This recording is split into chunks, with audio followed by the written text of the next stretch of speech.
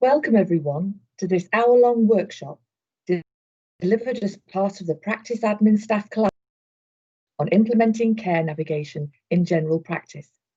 This workshop is designed to walk you through the newly launched Care Navigation in General Practice 10-step guide, which will be referenced throughout the session.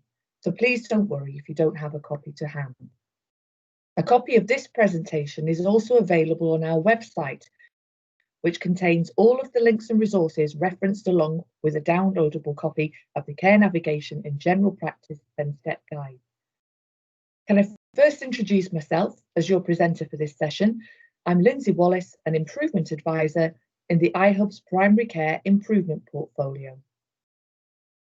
We're delighted you could join us today and hope that you find this session a helpful aid in your move to set up or review existing care navigation processes within your practice.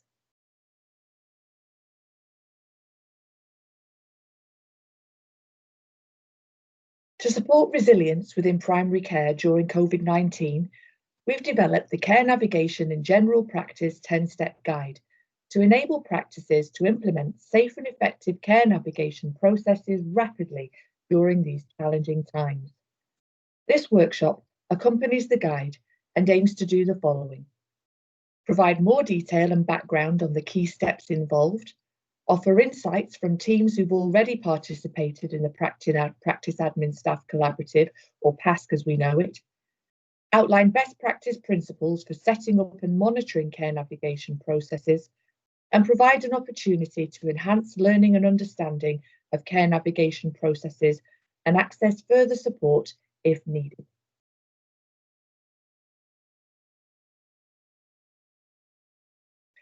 Before we dive into the 10 steps, let's just clarify what we mean by care navigation. This definition by McCready and others from 2014 provides a comprehensive and meaningful way of describing the principles of care navigation. Effective care navigation is a key element of delivering coordinated, person-centered care and support. There's no one-size-fits-all navigation service because each one has to fit its own local context. As such, there's no universal definition of care navigation, but there is one distinct element, which is what care navigation isn't. Care navigation isn't clinical triage. Instead, it focuses on providing patients with choice, not triage, to access the most appropriate service for them. So your reception team should be assured that they'll never, at any time, be expected to offer clinical opinion or advice.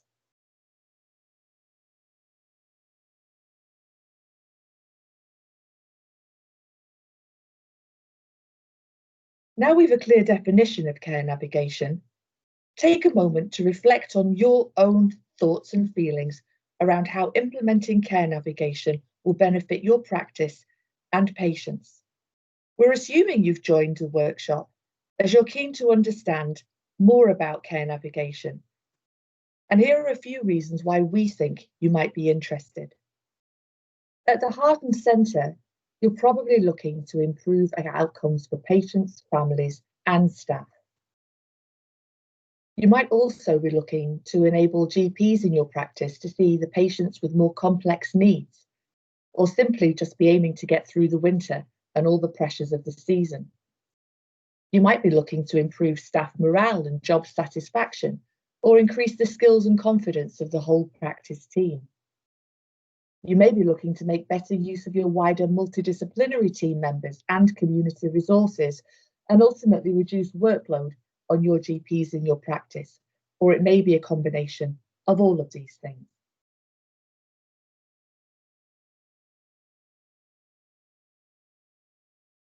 Whatever your starting point, it's fair to say that GP practices all have varied experiences of care navigation. Whatever your current status, there are a series of steps to undertake when setting up and/or reviewing your care navigation processes. And to help you through, we've devised 10 steps to success, which we'll take you through today. The steps have been developed to be followed sequentially, but you can customize the order to suit your own circumstances and context, and many practices do so. You could also dip in and out depending on your circumstances, as you may already be doing elements of this. You can see the 10 steps on the slide here. So let's get started. During this session, we're going to consider how ready your practice is for undertaking care navigation practices. What does your team currently know about care navigation? What do patients in your area know about care navigation and local services they can access?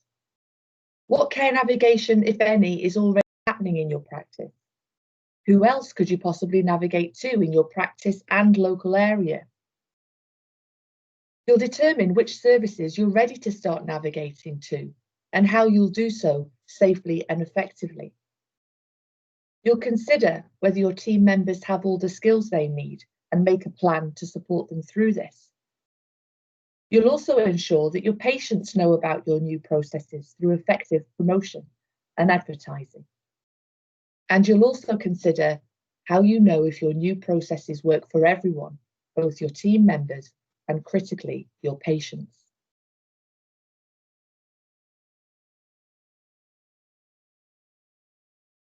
First, let's take a look at step 1. How ready is your practice for care navigation?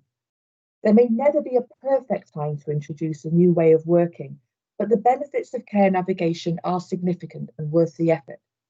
In order to be fully prepared to deliver care navigation, it's worth taking the time to consider your current ways of working within your GP practice, the motivation of your staff to deliver care navigation, and practice resources and ability to implement care navigation.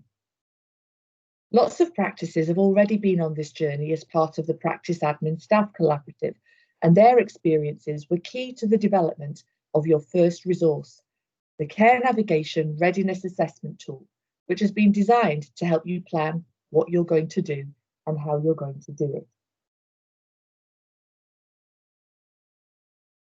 The Care Navigation Readiness Assessment Tool helps you assess your current readiness status and identify any possible barriers to getting started or achieving your aim.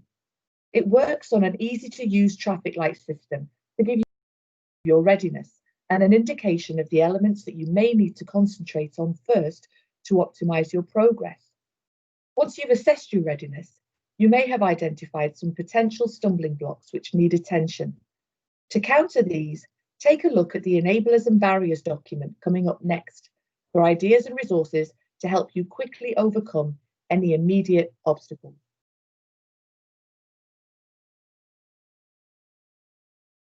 This Enablers and Barriers tool has been produced from the insights and wisdom of previous PASC participants and also references the most up-to-date national resources available to support your care navigation activities. You'll see the most common barriers for practices are the lack of time to set up new processes and staff concerns about their capacity to take on this new role. But with strong leadership and a whole team approach, these barriers can be overcome. Many practices have realised when taking stock that actually they're often already doing some degree of care navigation already, they just haven't formally acknowledged it. Lots of practices have also utilised their collective resources, knowledge and skills through group learning sessions and sharing good practice to maintain collective momentum. For patients, we know that many are reticent to share their details with reception teams, are unsure what current practice access arrangements on alternative services are in place, and often don't have access to or can't use new technologies. It's therefore important to support patients, their families and carers in a range of ways depending on their specific needs. No one-size message will suit all, which is why a range of national resources have been produced in the Primary Care Communications Toolkit and on the NHS Inform website. These will help you deliver key service information to patients comprehensively, clearly and effectively. All of these resources are linked in this tool and we'll walk you through some of the main ones during this session.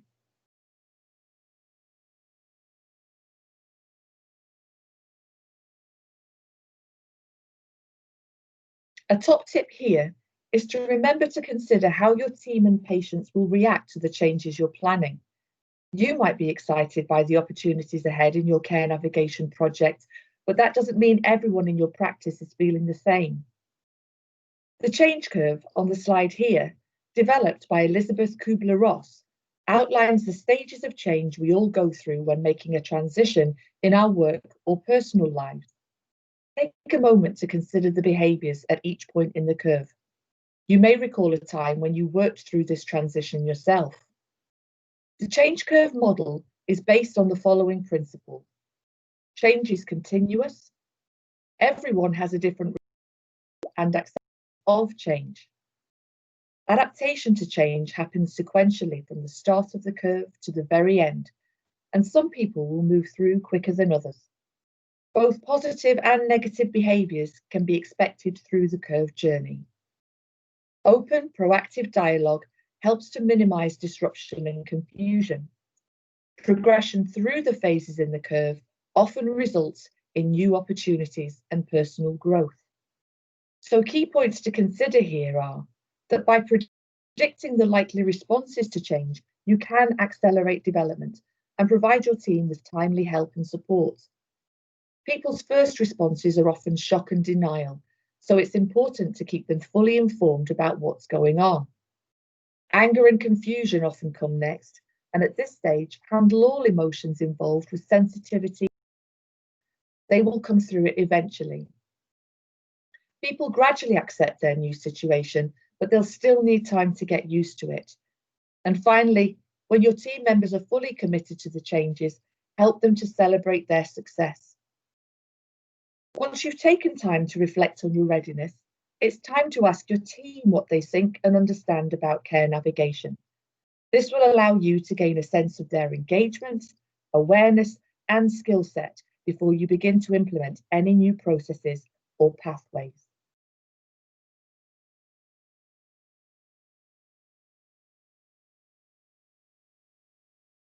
So in step 2, what does your team already know about care navigation? You might sense that some team members are worried about care navigation. Perhaps they worry that they'll be expected to make clinical decisions. This isn't the case, and that's why it's really important to make the distinction early on between care navigation or signposting and clinical triage. They're not the same thing, and team members should be reassured of this. Perhaps a team member has had a negative experience when trying to advise a patient of available services, and this has put them off from trying again. This is where strong clinical leadership and endorsement is required to support team members. During PASC, practices consistently reported that a well-worded telephone message delivered by a known and trusted GP was one of the most significant interventions they used when setting up care navigation in their practices.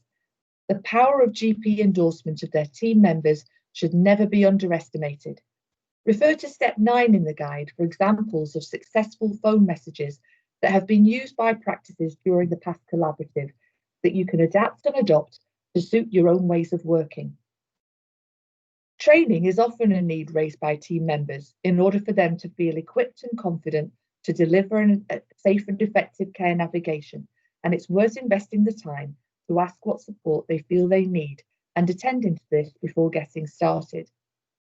In step 8, we'll take you through the range of ways that you can support your team members' learning and development needs through both in-practice and cluster learning activities, along with other national and privately provided sources of support.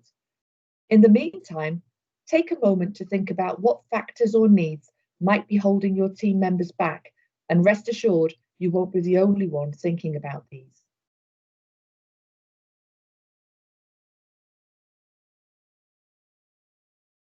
To do a rapid survey of your team's thoughts and needs around care navigation, click on the link on this slide to download your own copy of the PASC Care Navigation Staff Questionnaire, which covers the following key themes: care navigation definitions, barriers to care navigation, training requirements, and support from other clinicians or services. Once your team members have completed this quick survey, you'll soon gain an overview of which areas you need to focus on to support and develop your team.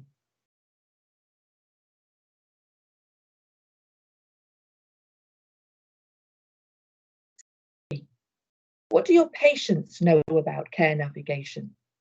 It's just as important to understand what your patients currently know about what services are available and how to access them. Doing so will give you an idea of which services are already well known and help you decide which services or professionals you need to promote more to your patient groups. This survey doesn't need to be onerous. Asking a sample of patients can often provide you with enough information, and you can do this using the patient survey at step 3 of the Care Navigation in General Practice 10-step guide. Asking members of your patient participation group, if you have one, can also be helpful, or reaching out to your local community engagement officer and asking your GPs what patients are telling them about local services can also be informative.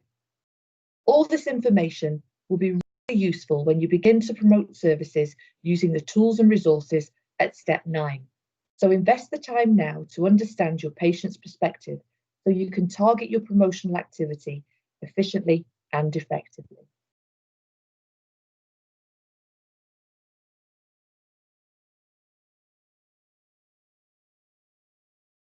Step 4 is all about identifying what, if any, care navigation you're already doing, and you may be pleasantly surprised at the outcome.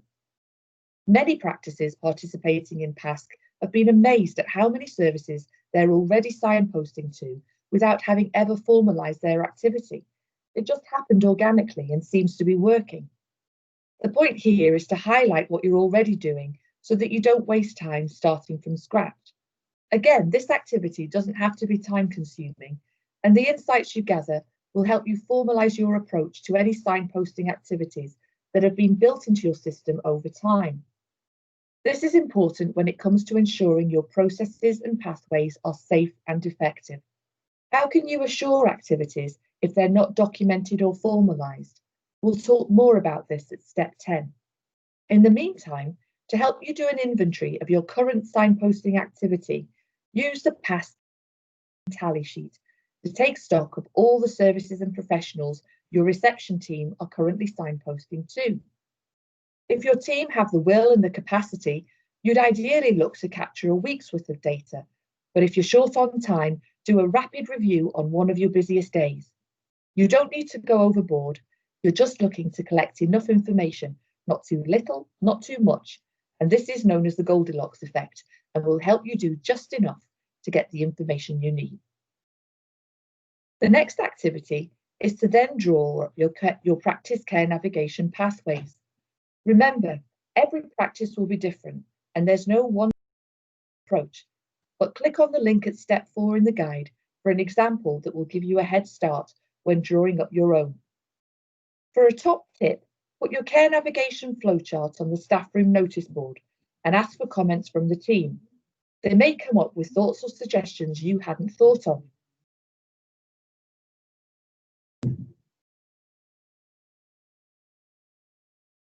Here are a couple of other suggestions for your rapid review of your current activity. The fishbowl count was devised by a practice participating in PASC and went down really well with staff as a quick way of both seeing how much navigating they were already doing at the start and then to chart on a daily basis how much they continue to do over time. After 6 months, they witnessed an incremental upward trend on the chart, which was both informative and very satisfying. If you want a little more detail, the Week of Care audit tool has been helpful to some practices and provides valuable information on those occasions when patients could perhaps have been better supported by an alternative provider. Some GPs on PASC reviewed their list at the end of the week and identified retrospectively which patients could have been better supported elsewhere, and this provides useful insight when you begin to care navigate in the future.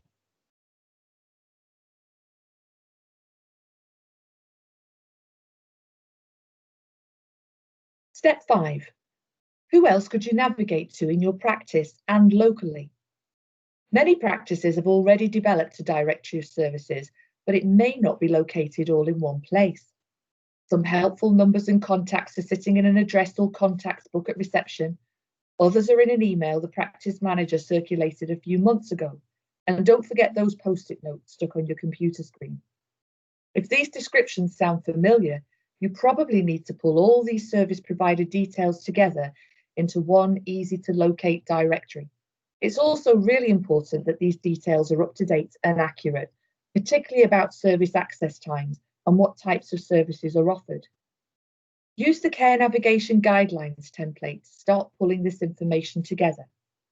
As a first step, work on your navigation guidelines for your internal multidisciplinary team members, such as your mental health nurse or advanced nurse practitioner. Or, if they've been temporarily redeployed, consider alternative sources of support where appropriate, such as signposting to self-help guides, national services, and numbers.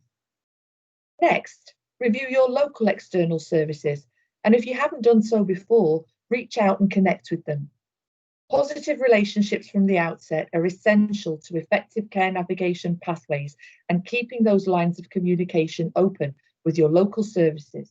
And this will improve collaborative working and minimise instances of patients being navigated from pillar to post. If you're not sure where to start and who to contact, don't reinvent the wheel. Try starting with resources listed on the NHS Inform site on their Your Community Healthcare Services and Scotland Services directory pages. There's also a great directory of your local community assets listed on the Alice website, which is really helpful. Once you've done your research and created your own bespoke service directory, ensure you allocate the responsibility of keeping it up to date to a nominated team member. Contacts and services are updated all the time, so keep on top of this to minimise confusion or disruption for both your patients and your team members.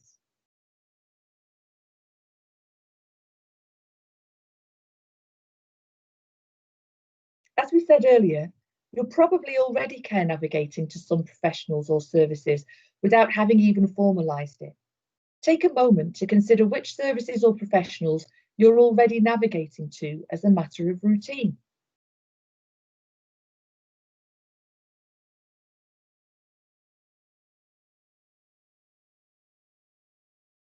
Following on from step 5, this step is all about the relationship building between your practice staff and the services you'll be navigating to. While this activity might seem hard or time-consuming to do, especially while you're so busy, it's fundamental to successful navigation. We've heard stories of practices who have just signposted to local services based on historic or inaccurate information, which has resulted in patients being sent back to the practice with their needs unmet. We'd all agree this isn't a positive outcome for the patient and creates more work for the practice and signposted service, as well as potentially damaging professional relationships. So the message here is to make the time to engage with your local services. This isn't a luxury and you'll enhance your collaborative working. During PASC, we've heard of great examples of activities delivered for practice staff to meet service providers, whether as a practice or part of their cluster. Some of our favourites include Meet the Expert and speed dating sessions, which have enabled everyone to learn about each other's roles and responsibilities in an effective and engaging way. Never underestimate the value of putting a face to a name, even if it's via virtual channels.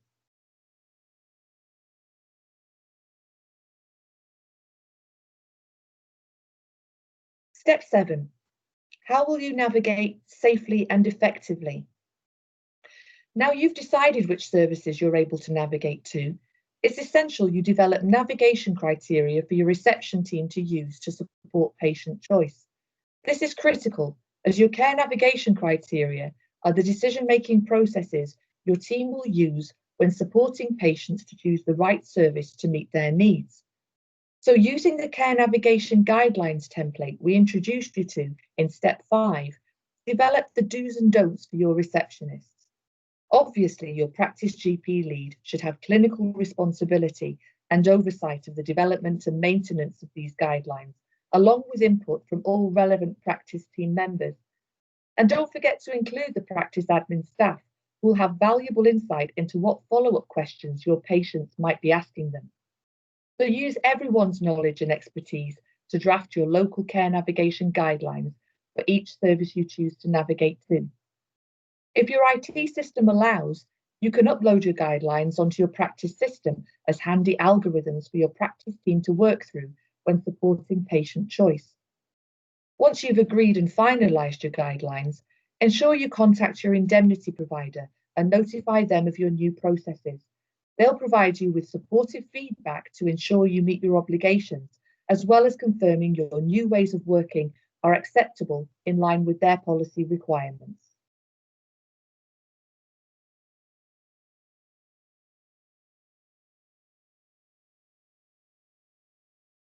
Step 8. Have your team all the skills they need to care navigate safely and effectively? One of the biggest barriers to starting formal care navigation within a practice comes down to staff confidence. Many staff worry that they may not have sufficient skills or experience, or that patients won't be receptive to care navigation, and this is completely understandable. But training doesn't have to be lengthy, difficult, or expensive. In fact, most PASC practices supported their staff through on-the-job learning, such as shadowing more experienced team members, visiting other practices already successfully care navigating in their area, spending time walking team members through their locally developed care navigation criteria, and listening to concerns and answering queries along the way. So use the skills and experience within your whole team, cluster, and community to learn and share at every opportunity. Click on the in-house learning resources link for more ideas of how to support your team, and the external link for a list of training providers some of our PASC practice teams have commissioned for additional top-up support. Finally, consider any gaps in team members may have in their softer skills too, for example, communication, active listening, and handling difficult conversations. Sometimes efforts to navigate patients can be hindered not because of what is said, but how it's conveyed. And this is something that once realised, team members can be supported with. See the NES Touras site for a great selection of online learning modules for these softer skills. And remember, learning from the skill mix of experience within the team can be invaluable.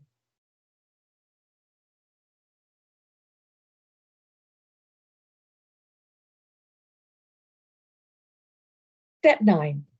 How will your patients know about your new processes?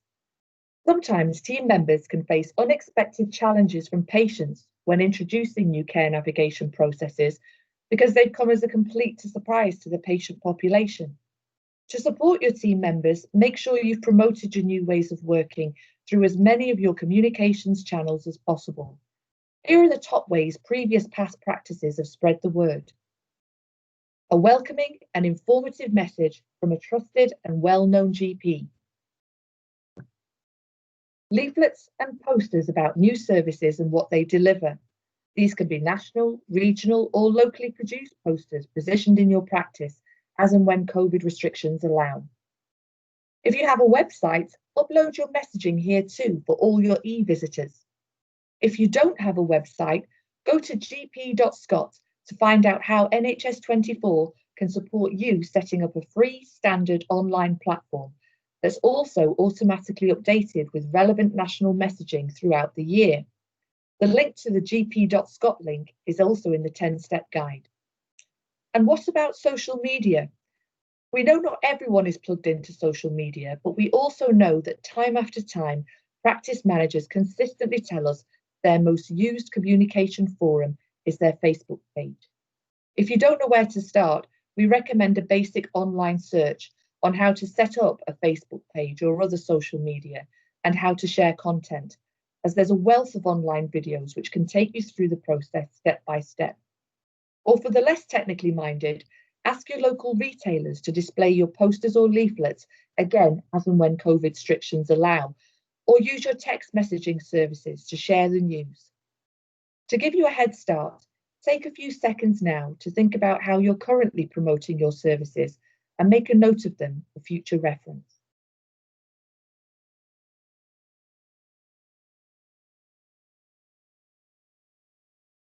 This slide lists all the key resources that will support your development of your messaging for your care navigation pathways, all on one page. Again, these are all linked in the Care Navigation 10-step guide too. Take a moment to review the message that Dr. Stewart of St. Luke's Medical Practice developed in the early stages of PASC for an example of the type of supportive wording developed for their practice phone message. The practice team was overwhelmed by the positive response to the message from patients and believe it was probably the most effective intervention they used. Helping patients understand how your services are being delivered has been an undeniable challenge during COVID-19 too, and has made it even more essential to ensure your messaging is clear and engaging. Also, don't underestimate how important it is for your message to be presented in multiple ways and may have to be repeated several times before your patients get used to it. Remember the change curve we talked about earlier? That curve applies to your patients too, not just your team members, and they need to be supported to understand the changes you're making.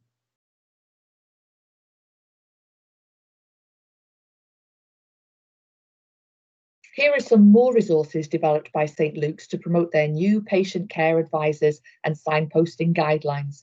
If you want more details and examples, click onto the full Care Navigation Toolkit on the iHub website, and the link is on the slide.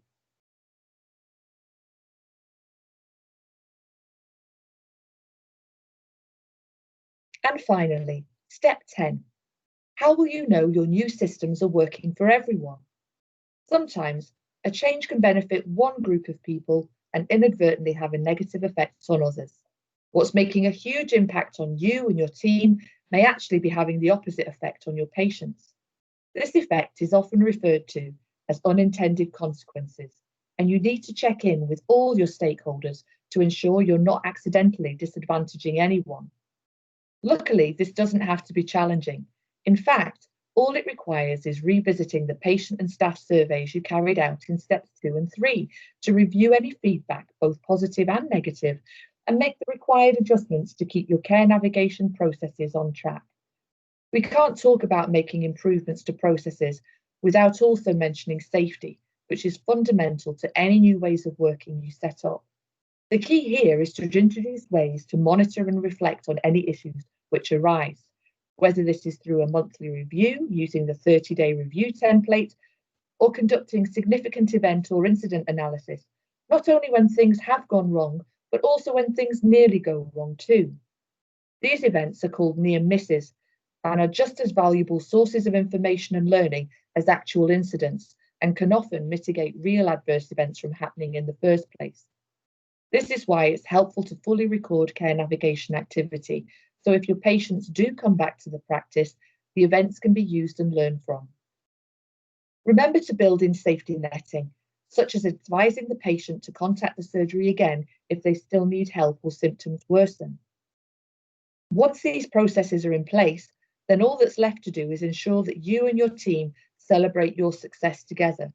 As you'll have realised, setting up or reviewing care navigation processes is a whole team effort where everyone's knowledge, skills and experience count. So enjoy your success and use that energy to continue to motivate the team.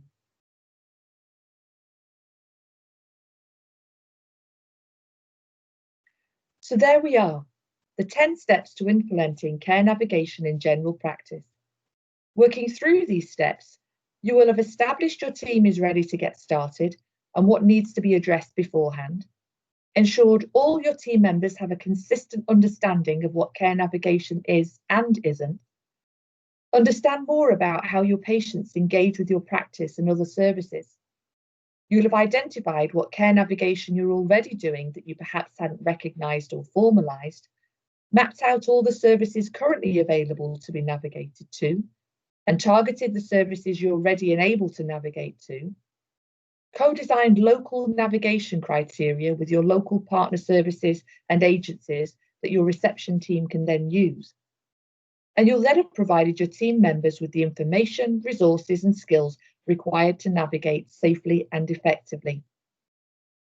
Actively promoted your new ways of working to your patients through a range of media, and last but not least, established mechanisms to gather patient and staff feedback on the safety and effectiveness of your care navigation processes.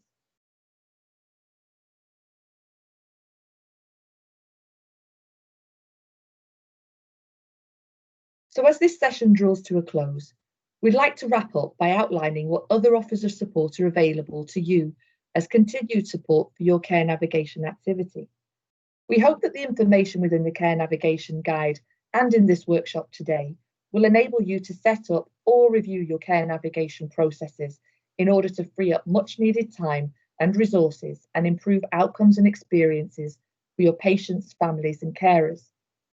If, however, you'd like more support, we've built in the following ways for you to get back in touch as you progress.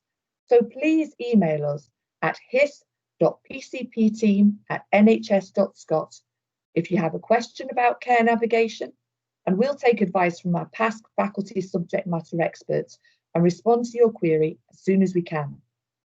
If you want more interactive follow-up support, you can register your interest by email in taking part in a supplementary group coaching session facilitated by us and supported by our PASC faculty members. During this session, you can talk through any practical issues you may have encountered and get direct support to help you move forward. And if you want to share your achievements and have a success story you want to tell others, then we'd love to hear from you. As Scotland's national quality improvement learning system, we've the capacity and resources to develop insight stories that we can share rapidly on our national platform about the great work and improvements you've made. All we need is 30 minutes of your time to gather your story, and we'll do the rest. And then you've contributed to our national effort to support every practice in Scotland to design and deliver safe and effective care navigation processes. Our motto is all teach, all learn, and we'd love you to get involved. And finally, it just remains to say thank you from all of us for taking the time to view this video. We hope you found it useful, but please don't hesitate to get in touch if you have any further questions or support needs when setting up or reviewing your care navigation processes. In the meantime, good luck, best wishes, and thank you for watching.